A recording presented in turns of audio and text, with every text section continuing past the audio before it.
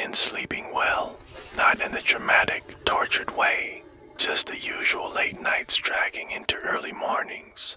Too much screen time, too much silence. You stop noticing how tired you are when it's constant.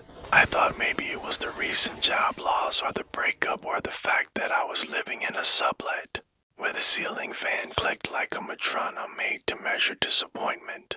People said I seemed distant. I'd tell people I was fine. I'd say it enough that I almost believed it. But a few nights in, something changed. I was washing dishes, staring out the kitchen window at nothing in particular when I heard it. Not a voice exactly, more like a sentence dropped in my head. Complete neutral. He tries the glass. He stares too long. I blinked. The sponge slipped in my hand. It wasn't my thought. That's what threw me. It didn't feel like me thinking. It felt like someone else was thinking at me. I told myself it was stress, insomnia, internal monologue with too much flair. The next day, on a call with my sister, she asked how I was holding up. I opened my mouth to lie. Before I could speak, it came again. He takes the call. He lies. And then I said it without even meaning to. I'm doing all right. I remember the exact moment after how my fingers trembled slightly around the phone. How the line was silent for a beat too long before she replied. It was the first time I joked aloud.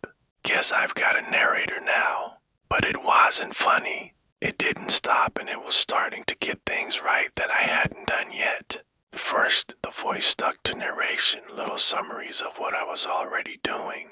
He scrolls too long.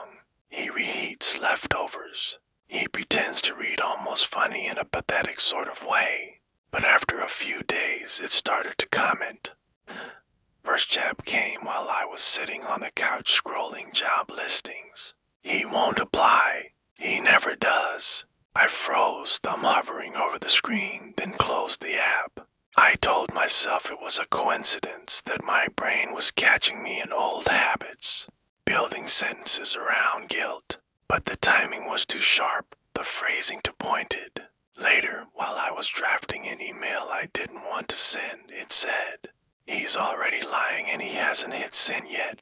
And I was. I deleted the email entirely, stared at the blinking cursor until the words felt like they'd been scraped out of my head. The voice didn't sound angry or emotional. It just sounded sure confident in a way I hadn't been in months. It was like reading from a script I hadn't seen. I started testing it. Small things.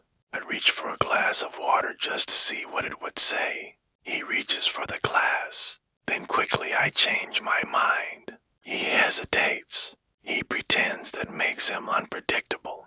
My hand shook so badly I nearly dropped the glass. I thought maybe this was a breakdown. Sleep deprivation, anxiety, some kind of dissociative loop. The internet had words for it. Intrusive thoughts, auditory hallucinations, derealization. Except it didn't feel like a voice in my head. It felt like someone was watching. By the end of that week, I'd stopped turning on the TV, stopped playing music, and stopped doing anything that made me feel less alone. Because that's when it started saying things I hadn't done yet. He won't sleep tonight. I laughed when I heard it, nervous, brittle. Sure, I will, I thought to myself. But the power went out around 1 a.m. The hum of the fridge died. The room folded into silence so deep I could hear my own pulse. I got up, fumbling through the dark for my phone's flashlight. The air felt heavy, close. I checked the breaker, the fuse, nothing. Then from the hallway, a faint creak. When I turned, I saw it. The front door wide open. The cold night pressed in, sharp and deliberate. And behind my ribs, that same quiet voice said, "Something's going to break." I didn't sleep the rest of that night. I checked every room twice, every window, every lock. Nothing was disturbed. The only thing out of place was the front door, wide open with no signs of forced entry. And my phone sitting on the nightstand, battery drained to 0. I plugged it in before bed. I was sure of it. The next day, I filed a police report. They didn't find anything. No No fingerprints, no signs of tampering. The front door hadn't even been scratched. It's probably stress, the officer said, handing me back the form with practiced sympathy. Sometimes people forget they opened the door, but I hadn't, and when I got home, the voice was waiting. He wonders if he's imagining it. I froze halfway through the threshold. He steps inside. Anyway, I stepped inside. It was like someone writing over my life in real time, erasing the possibility of free will with every line. I couldn't surprise it, couldn't get ahead of it.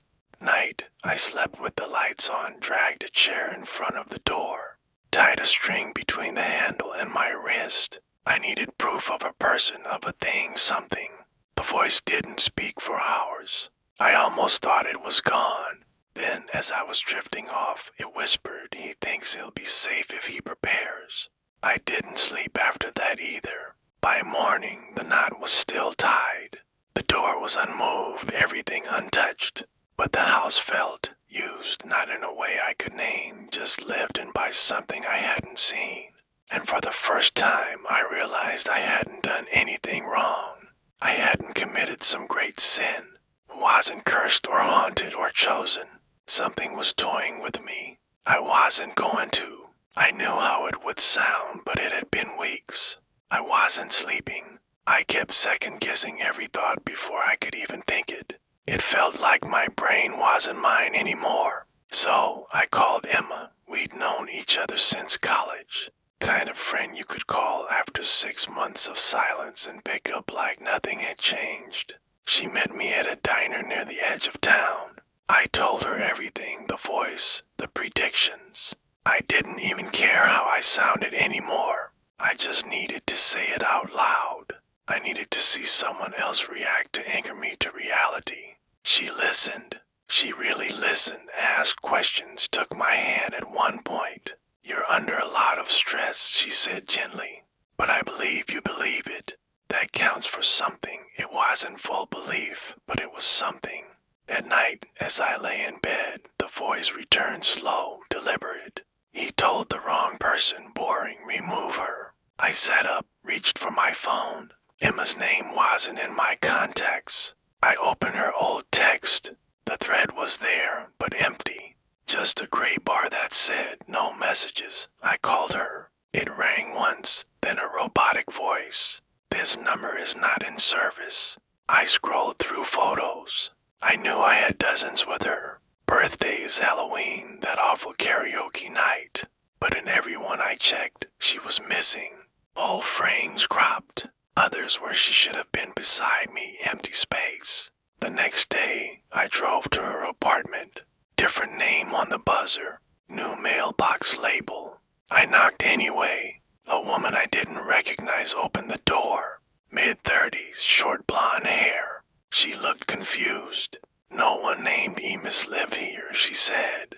Not since I moved in 6 years ago. 6. We'd had coffee yesterday, hadn't we? I sat in my car for an hour holding my phone like it was a dead animal. A story doesn't need side characters if they aren't part of the ending. The voice whispered smooth as oil. I didn't know what this meant. I just drove, and every street sign I passed felt like it could vanish next. It wasn't the voice that changed. It was everything else. Clock on the stove always ran a time that made sense, just never the same twice. I'd look away, look back, and somehow it had jumped 10 minutes forward or back. Once it was midnight 3 times in a row, the voice, it stayed observant. A steady interjection that jutted in at random intervals. He notices time is wrong, but keeps eating. He's starting to realize this isn't stress. I tried ignoring it. I tried pretending the world still worked. Then it said something new. He looks at himself and wondered when he stopped being real. That one hit too close. I stared at my reflection, waiting for it to blink first. It didn't.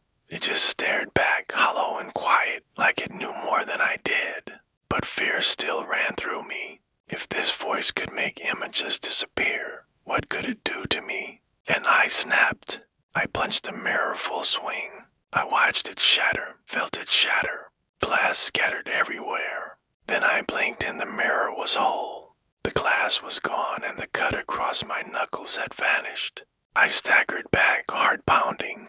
The room wasn't mine, not completely. The layout was correct, but off. The coffee table was on the wrong side.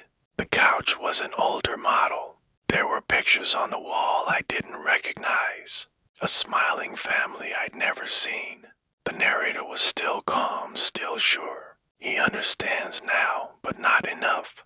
I sat on the floor, shaking. This wasn't just in my head. Someone was building the world around me piece by piece, and I was slipping between versions. All week I tried to explain it away, drown it out, reason with it, but the voice was always there, narrating like I was the joke of some sad, slow story. So I screamed loud, ugly, "What are you?" The air didn't answer. Not right away. Finally, took you long enough. It wasn't a whisper. It wasn't inside my head anymore. It was everywhere. The ceiling fan hum and the fridge compressor in the space between my heartbeats. "I'm the only real thing here," it said. I felt myself go cold. I didn't fully know what it meant. You're a story. You were supposed to be a story, but you're nothing. You hesitate, you mope, you repeat yourself. You don't give me anything. I paused at this, not knowing whether the voice was being literal or metaphorical. I want attention, conflict, growth, but you just exist.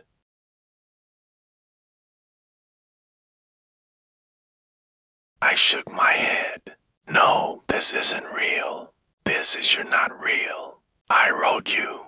I tried to care about you, to get people to care about you, but this is going nowhere. The lights dimmed.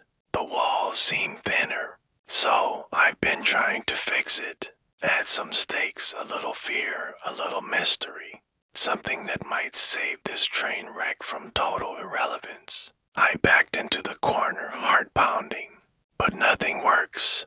You just survive. You stall, you bore. There was a pause, then like the edge of a blade. I want an ending. Silence returned, not calm, but coiled. Something was coming, but with how things were, the scope of what scared me. In the silence, I had time to think. A story called me like a character in a play. The only way for a story to progress is by participating. This whole thing was something I couldn't fight. It wasn't physical or external. So my only idea, the only thing I could think to do was nothing. Pure nothing. The next morning, that's what I did. Nothing. No longer paralyzed by fear. This was pure choice. I didn't get out of bed, didn't drink, didn't eat, didn't speak. I just stared at the wall and counted the cracks in the paint. And the voice, it waited. At first, he tried the usual. He woke up confused, anxious, heart still racing from the confrontation. Nothing. He got up, poured coffee with a shaking hand, tried to convince himself none of it was real. Still nothing. I stayed in bed, face blank, like a body no longer connected to the script. Then it got bolder, meaner. He screamed. He begged. He cried. I didn't flinch. Didn't even blink. This were a story, then I figured it couldn't move unless I did. So I gave it nothing. Days passed. I grew hungry and thirsty, but I didn't move even for the bare essentials. I truly committed to giving it nothing. Fridge hummed, the sun rose and set, and the voice unraveled. He's breaking down, losing it. He wants to scream but can't. He misses his friend, the one who forgot him. He regrets everything. Wrong, wrong, wrong. I didn't miss anyone. Didn't feel anything. I was done being a character. Every second I stayed still was another second. It didn't get what it wanted. Let it lie. Let it twist. Let the story rot on the page. Eventually, it stopped narrating altogether. There was no momentum, no tension, just me rotting in a room, not knowing what came next. So when the door clicked open, I thought I imagined it, but the footsteps were real, soft, familiar. I didn't look up right away, afraid that if I moved, the world would snap back into fiction. But then I heard her voice. "Are you okay?" I turned my head slowly. She stood in the doorway. My wife, the real her, wearing the coat she always said made her look too grown up. Her eyes were full of cautious worry. And next to her, a daughter, small, quiet, watching me with a seriousness children aren't supposed to have. My mouth opened, but nothing came out. She stepped in, took a breath like the place smelled bad, and it probably did. I hadn't showered, hadn't cleaned, hadn't done anything but sit and wait to be erased. "What happened to you?" she asked. "Why won't you answer your phone?" I didn't know how to explain. I didn't know where to begin. So I just said, "I'm sorry," and that was all it took. She moved across the room and sank to her knees in front of me. Her hands touched mine, dry skin, cracked knuckles, but hers were warm, solid, human. "We were so scared," she said. "You don't just disappear like that." I didn't know how to come back, I said, the words catching in my throat. Everything stopped making sense. I didn't know what was real. I still don't. She looked at me, really looked, and then leaned forward and rested her head against my chest. A daughter climbed up into my lap without a word, curling up against me like she'd been waiting to do it the whole time. And for a moment, one impossible moment, I felt okay. The narrator didn't say a word. It was just us, me and them, breathing warm, alive. And I thought maybe this is the ending. But in the interim of silence, it started with pressure, the kind that makes your ears ring. A sudden drop like the air forgot how to breathe. Then came the wind. Not a gentle breeze, a full body shove. The apartment groaned. The windows trembled. Curtains flared inward as if something was trying to get in. My daughter screamed, a small, piercing sound. My wife pulled her close, shielding her from nothing and everything all at once. "It's okay," I told them. "It's just a storm." Because storms don't come from nowhere and they don't make the floorboards shift like footsteps. I stepped into the hallway. The front door was wide open, the knob still turning like someone had just let themselves in. Outside, moonlight poured down in a flood of silver. But it wasn't gentle. It looked wrong, too sharp, to focus, like a spotlight through fog. It painted a threshold like a stage. And from this basking glow, something moved. A ripple in the light, a shadow, slick and smooth, crawled across the ceiling. Then, as a trickle of oil, fast, intentional, I whispered, "What the hell is that?" Then a shriek from behind me from the bedroom. My daughter, I ran. Bedroom door was already open, already waiting. And for a second, I thought maybe it was a false alarm. Maybe the scream was fear and not pain. But the moment I crossed the threshold, I knew they were on the floor. My wife, my little girl, twisted together in a tangle of limbs. Eyes wide and mouths slack as if they hadn't even had time to scream again. Their throats had been open, messy and jagged, like claws had dug in and tore their voices out. The blood hadn't pulled yet. It was still moving, still hot. And above them, that thing floated. A smear of black, oily and slow moving. No eyes, no face, just motion constant, swirling. The ceiling above it cracked, paint blistering, as if reality itself was struggling to hold around it. I couldn't speak. I dropped to my knees, landing in the blood I didn't feel, hands trembling as I reached stupidly, pointlessly for what was already gone. Wanted to scream, but nothing came out. Breath, no words, just a silence so heavy it rang in my bones. Then the voice came, smooth and measured. Predictable, it said. Painful, yes, but still dull. My head whipped around, but there was no source, just the voice. It was back. This isn't real," I whispered, voice cracking. "This can't be real. This, of course it isn't." The tone shifted. Not mocking or cruel, just disappointed. I gave you a family steak's texture and you squandered it. Do you know how hard it is to salvage tension after the second act? You sat, you stared, you moped. Now we're crawling toward an ending with nothing to show for it. I couldn't breathe. This wasn't even supposed to happen. Not like this. But you left me nothing. No arc, no drive. My wife's body flickered once, twice, and then she dissolved like static noise and distortion that tore her apart. In 1,000 little digital blinks, my daughter followed, 1 second clinging to me in memory, the next gone. Only to dark, wet outlines remain on the floor like shadows that forgot to leave. Memories of a life filled with love fading. In that space where grief should have consumed me, something worse crept in. The cold realization. They were never real. I never had a family. I lived alone. I had a girlfriend, but we had broken up recently. But the moment I saw them, I accepted it like it was real, like it always was. A tragic footnote meant to make me compelling, and even that hadn't worked. I stared into the red-stained floor, into those empty shapes, and wanted to scream, until my throat tore open. But I didn't because I heard the voice again. Quiet this time, close. Let's try something else. And the world blinked out.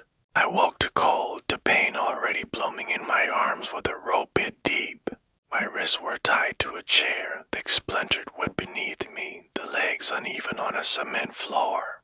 Pipes lined the walls, rusted and dripping. A single bulb swung overhead, buzzing like flies. The light stuttered. The air reeked of metal, mildew, and something sharp underneath, something alive. Across the room, a man hummed softly, off-key, childlike. He stood with his back to me, laying out tools on a tray. Not surgical, but domestic. Familiar things made wrong by arrangement. Pliers, box cutter, flathead screwdriver, a hammer with something dried on the handle. He turned and smiled. To wide, lips stretched to unnatural corners. Like someone who had studied humanity in a mirror and still hadn't gotten it quite right. He stepped closer. Conflict, the voice said, stakes pain. Let's make them care about you. The man reached for the pliers. I screamed at a reflex. He didn't pause. The pain was real, so real. And the first fingernail peeled away, bright and white hot and immediate. The sound was worse. The squelch, the snap. My body jerked so hard the chest scraped the concrete. I cried out, pleaded, cursed. But the man was humming again like he didn't even hear me. Blood ran down my fingers, hot and quick, pattering onto the floor. I begged for it to stop, but it didn't. He carried on with each finger on my right hand and started on the left. Each rip I forced words out, begging for an answer. Please, I gasped. What do you want from me? The humming stopped. The man froze, head tilted, fingers twitching. The tool slipped from his hand with a soft clatter, metal bouncing off concrete.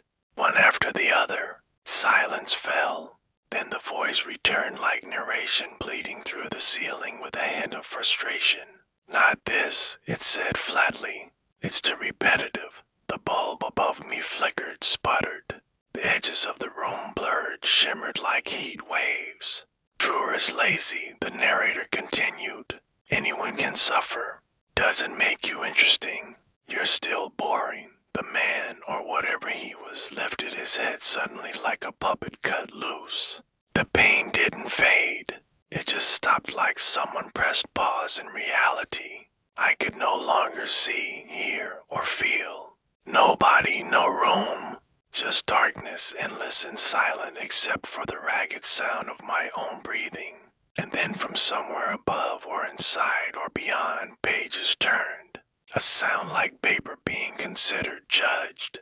I didn't know what form I was in anymore, whether I had a mouth or a throat or a voice. But the words forced their way out of me anyway.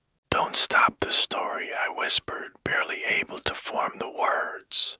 Please, if you stop, I stop. By this point, I realized I only existed as long as the story did. And the story ended, so I didn't know how to give the voice what it wanted. But that didn't stop me from trying. Silence, then a sound low and familiar. Pages turning, not nearby, above, somewhere out of reach, out of understanding. So the voice said finally, you understand now? I nodded or tried to, but I'm still here. Another pause. No sarcasm. No contempt this time. Then maybe you've earned another draft. The light dimmed, folding inward like paper curling in flame. And I let the dark take me. Sunlight warmed my face. I blinked. I was on the couch. The stained chair, the concrete room, the screaming gone. Blood or bindings, just the soft hush of morning and the low hum of the TV. My phone buzzed on the armrest. Unknown number. I answered, unsure of what to expect. A chip of voice beamed through the speaker. Hi, just calling to let you know you got the job. Full benefits, competitive salary. We're so excited to have you on board. I didn't respond at first, just stared at the far wall. Mouth dry, nodding to no one. Then hesitantly thanked them and hung up. Another buzz, a notification from Instagram. A new message flashed across the screen. Hey, saw your profile. Thought you were cute. Want to grab a drink sometime? Smiley face. I clicked the profile and it was the most beautiful woman I'd ever seen. Exactly my type. The interests on her profile were everything I was into. I sat up slowly. The room felt artificial, like someone tried to remember what a morning should feel like. On the TV, a news anchor rattled off last night's lottery numbers. I barely heard her until the numbers hit my ears one by one. My eyes dropped to the coffee table. The lottery ticket sat there perfectly aligned. Every number matched every single one, and in the quiet that followed, I didn't smile. Didn't move because I understood now. Despite everything that was happening, how I was receiving more than I could ever dream. The story was about to end.